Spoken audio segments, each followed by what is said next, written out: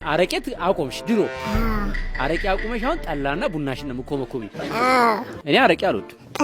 ጠላም ለበዓል ከተጠመቀ ብቻ ነው የምጠጣው ከዛ ውጪ አልጠጣም ቡና ጭራሽ አልጠጣም ምንድነው 20 ምናምን አመት አለፈኝ ቡናው ላይ እንተማመን አሁን እኔ ማቀው ለጤናቸው ለልጆች ጠቃሚ የሆነው ወተት ሻይ ውሃ ነው